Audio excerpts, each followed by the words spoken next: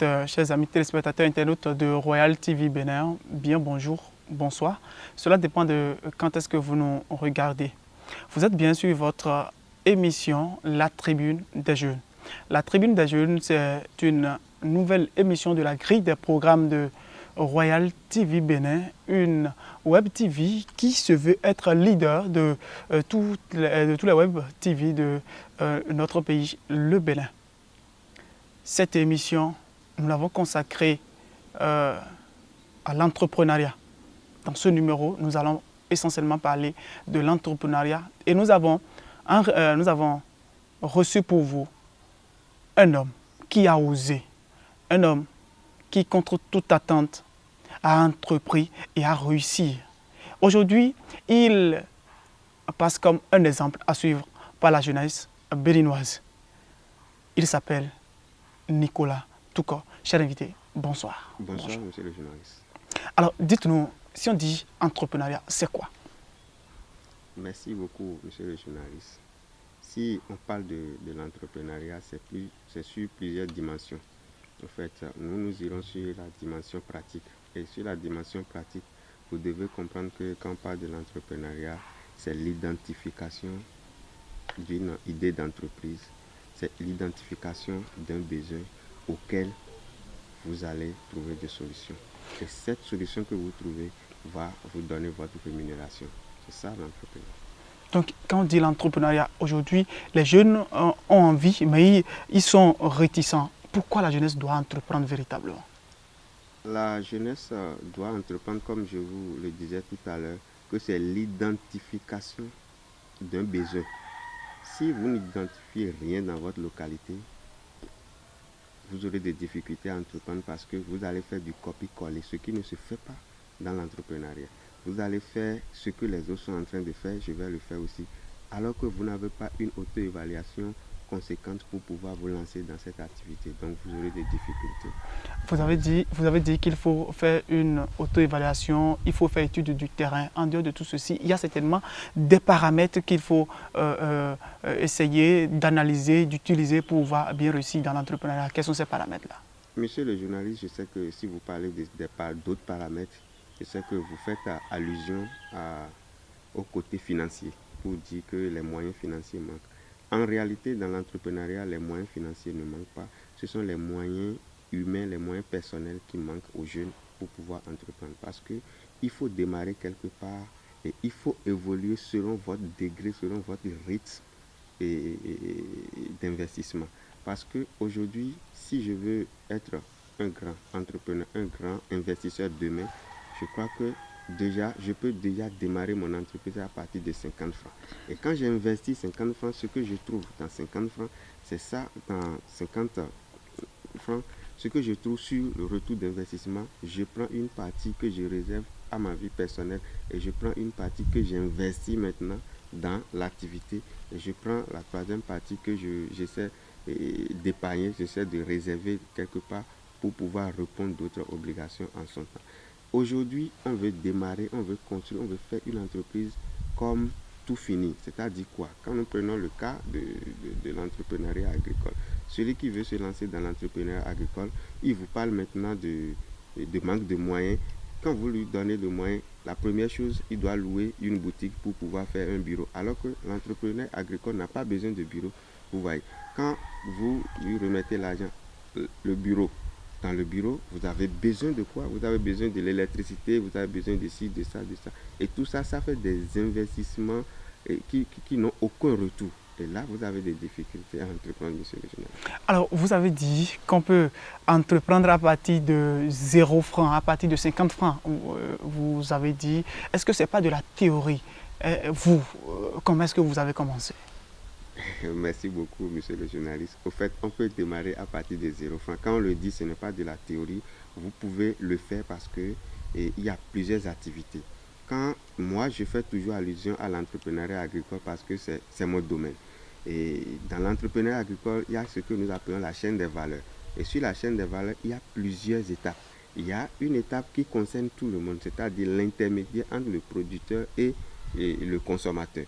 Vous savez que ce que je produis à Bonou, par exemple, à Djong, par exemple, si celui qui est à Cotonou doit pouvoir trouver à manger, il ne peut pas faire le déplacement chaque fois pour venir acheter. Donc on peut avoir un intermédiaire et cet intermédiaire, vous pouvez intervenir en tant qu'intermédiaire et commercial au niveau de la chaîne de valeur agricole sans un franc. C'est ce que beaucoup ne comprennent pas et c'est ce que beaucoup n'ont pas encore saisi pour pouvoir démarrer leur entreprise à partir de 0 francs. Donc c'est compte tenu de tout cela, vous dites qu'on peut commencer à partir de 0 francs. On peut commencer à partir de 0 francs. Je vais revenir à la question que vous me posez en disant comment j'ai démarré. J'ai démarré avec les moyens propres. Et jusqu'à présent, je peux vous dire que je n'ai jamais fait de prêt pour pouvoir investir. Je le fais. Ce que je trouve, c'est ça que je réinvestis. Puisqu'il faut être ambitieux, mais pas des ambitions démesurées. Donc, ce que je trouve, c'est ça que je réinvestis en même temps. Et comment j'ai commencé? J'ai commencé par faire le champ comme tout le monde.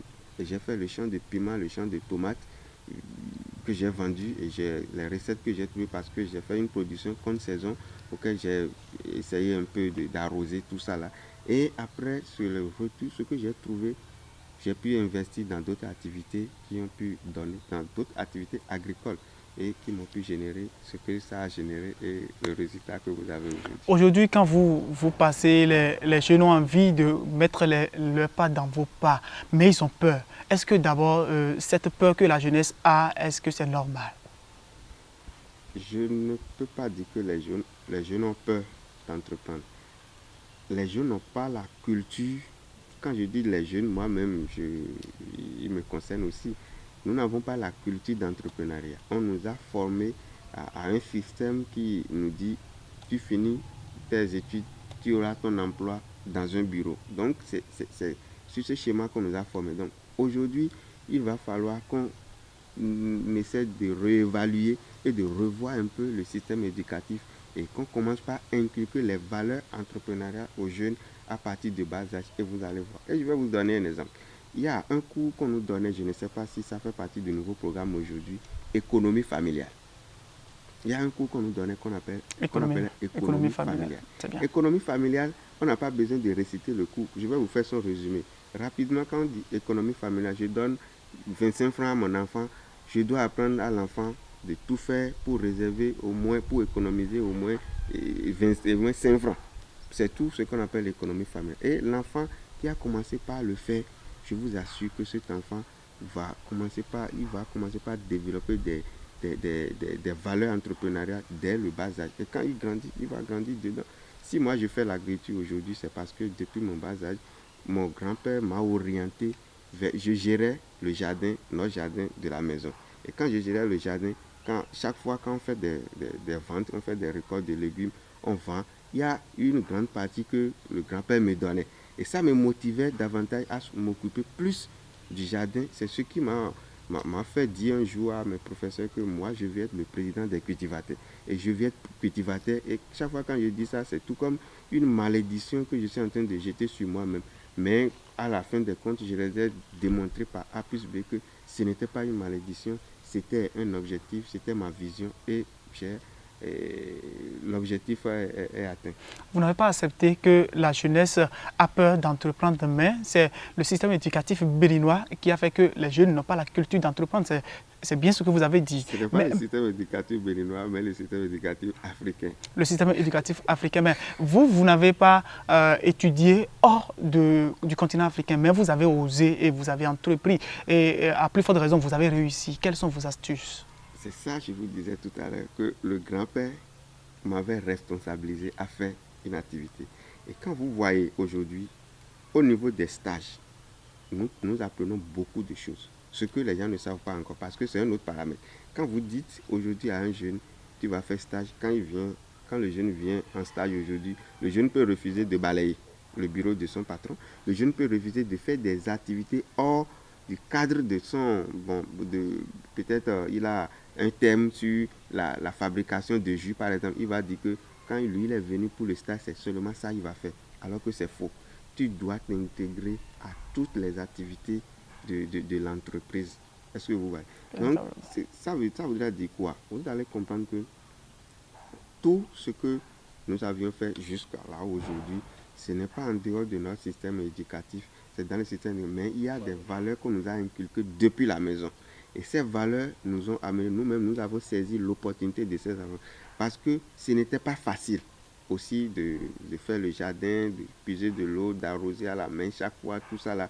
Et après, quand on vend, on donne l'argent à mes frères qui ne s'occupaient même pas de ça. Mais moi, je prends la grande partie.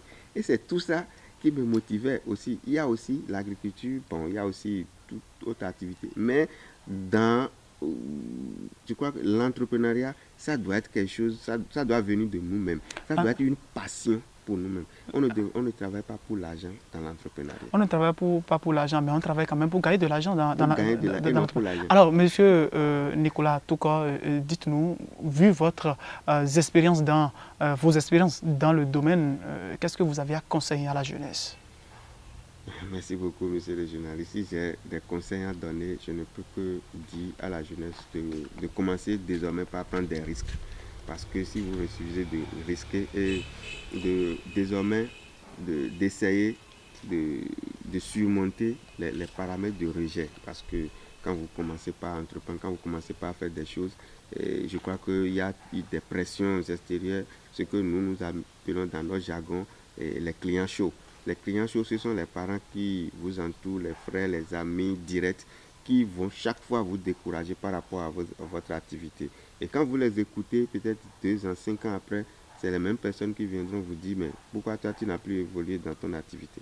Donc je vais passer par vous pour dire aux jeunes aujourd'hui, aux frères, à tout le monde aujourd'hui, de commencer par prendre des risques et de chercher à identifier des besoins. Parce que les besoins se font sentir un peu partout. Mais nous n'arrivons pas à identifier les besoins. Et quand nous avons un besoin, nous irons maintenant chercher des solutions pour ces besoins. Et quand vous apportez des solutions à un besoin, et vous allez gagner de l'argent. C'est de ce que nous parlons. Merci Nicolas Toukor, merci d'avoir accepté notre invitation. Le temps, ça passe très vite. C'est fini pour ce numéro de votre émission, La Tribune des Jeunes, une nouvelle émission de la grille des programmes de Royal TV Bénin, une télévision, une web TV d'ailleurs, qui fait déjà son petit bonhomme de chemin il y a quelques mois. Et nous passons par cette occasion pour dire un sincère merci également à tous ceux-là qui accompagnent Royal TV Bénin. Nous voulons passer par ici pour dire un sincère merci aux promoteurs, au PDG de Beova Hôtel, l'hôtel qui se trouve dans la commune de Dangbo, qui accueille tout le monde, toutes les manifestations. D'ailleurs, nous disons un sincère merci à ce promoteur et merci à tous ceux-là qui nous font confiance pour suivre et également partager, également s'abonner à notre chaîne YouTube. Merci de nous avoir suivis. Nous allons vous dire à la prochaine. Bye bye.